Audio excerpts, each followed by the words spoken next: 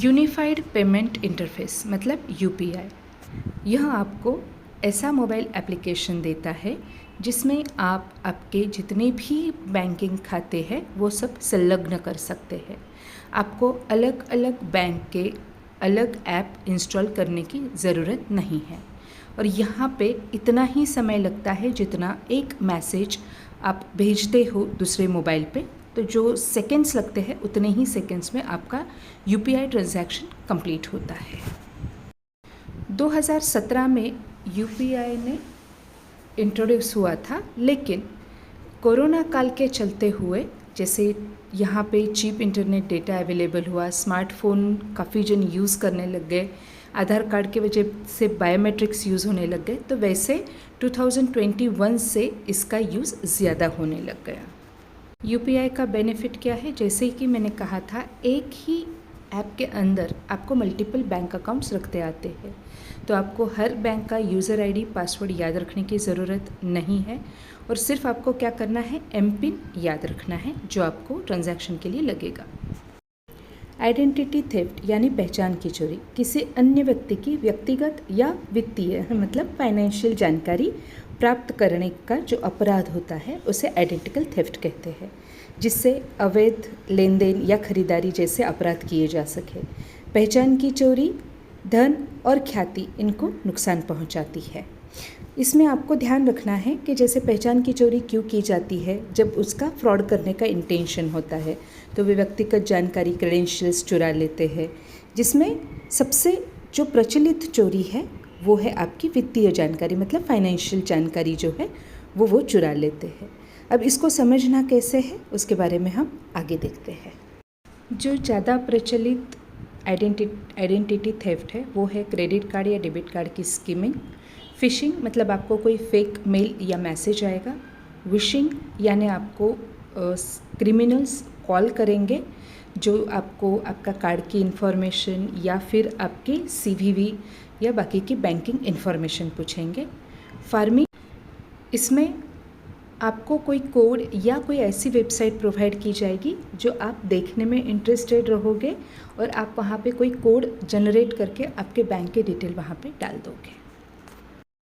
इससे आप जागरूक कैसे रहोगे? तो आपको कोई बैंक से मैसेज आया है तो आपको सभी मैसेजेस चेक करने हैं इंटरवल से या डे टू डे में, कि कोई बैंक का मैसेज आता है चेक कीजिए कि वो क्यों आया है, या आपको कोई कार्ड परचेस मतलब आपके क्रेडिट कार्ड पे कोई परचेस हुआ है तो वो स्टेटमेंट राइट है या नहीं है, ये आपको चेक करना है। कभी कोई वेबसाइट से अगर आपको रैंडमली ओटीपी आया है तो वो ओटीपी यूज़ करने के पहले सोचिए कि वो आपने ओटीपी जनरेट किया भी था या नहीं।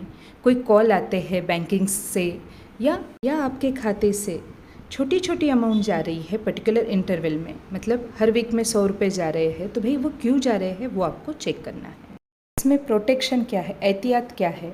एहतियात ये है कि आपका जो पिन है वो आप सीक्रेट जगह पे रखिए और ऐसा पिन रखिए जो स्ट्रॉन्ग रहे, मतलब 111 222 999 1234 4321 ऐसे टाइप के ना रखें। हर पर्टिकुलर इंटरवल के बाद वो पासवर्ड्स चेंज करते रहे जो भी आपने डाले हैं। सस्पिशियस वेबसाइट्स या लिंक को क्लिक ना करें, किसी को भी हमारी पर्सनल इन्फॉर्मेशन ना दें। कोई पर्टिकुलर इम्पोर्टेंट डेटा है या डॉक्यूमेंट्स है उसको ऐसे जगह पे रखें जो कोई भी देख ना सके, ढूंढ ना सके, हाथ ना लगा सके, एक्सेस ना कर सके। जब भी आप कोई डिवाइसेस यूज़ कर रहे हो उस पर प्रॉपर सिक्योरिटी रहे, उसमें फायरवॉल प्रोटेक्ट किया हुआ रहे। क्रेडिट कार्ड जब आप यूज़ कर रहे हो तो जब आप उसके लिए ओटीपी डाल रहे हो, पिन डाल रहे हो, तो वो कोई ना देख सके, इस तरह से आपको डालना है। जैसे आप होटल में गए, आपने क्रेडिट कार्ड पे वो बिल का स्वैप किया, लेकिन जो क्रेडिट कार्ड के ऊपर जो पिन डालना है वो आपने सभी के सामने डाल दिया, तो यहाँ पे क्या होगा कि वो क्रेडिट कार्ड का स्कीमिंग हो सकता है। तो ये आपको ध्यान रखना है। क्रेडिट कार्ड या डेबिट कार्ड स्कीमिंग, इसमें आपको चीज़ें जो ध्यान रखनी है वो इस तरह है कि जब भी आप स्वैप करते हो उसके बाद जब आप उसका पिन डालते हो तो वो पिन टाइप करते हुए आपको ध्यान देना है कि कोई उसे देख नहीं रहा है, या जो स्वैप कर रहा है आपने शॉपकीपर को स्वैप करने बोल दिया तो आप उसको वो पिन ना दो, आप खुद ही वो पिन डालें और किसी को ना दिखे इस तरह से डालें। ध्यान देवे कि जो मशीन है जिसमें आप स्वाइप कर रहे हो वो मशीन ज़्यादा बड़ी या मोटी तो नहीं है, क्योंकि वो स्किमर मशीन रह सकती है। आपके OTPs और पिन्स ये आप किसी से भी शेयर ना करें, ये आपको ध्यान रखना है। अगर आप आइडेंटिटी थेफ्ट के शिकार बन चुके हैं तो आपको सबसे पहले लोकल पुलिस स्टेशन में कंप्लेंट डालनी है, वहाँ पे कांटेक्ट करना है। देन आपको जो इंस्टीट्यूट है, मतलब जो भी बैंक, जैसे आपका ICICI बैंक में अगर अकाउंट है और वहाँ से आपका कुछ ट्रांजैक्शन का प्रॉब्लम हुआ है तो ICICI बैंक में आप बात करोगे, मतलब जो भी बैंकिंग इंस्टीट्यूशन है वहाँ पे आप बात करोगे और साइबर सेल पुलिस स्टेशन में जाके उसकी कंप्लेंट लॉन्च करोगे। Thank you.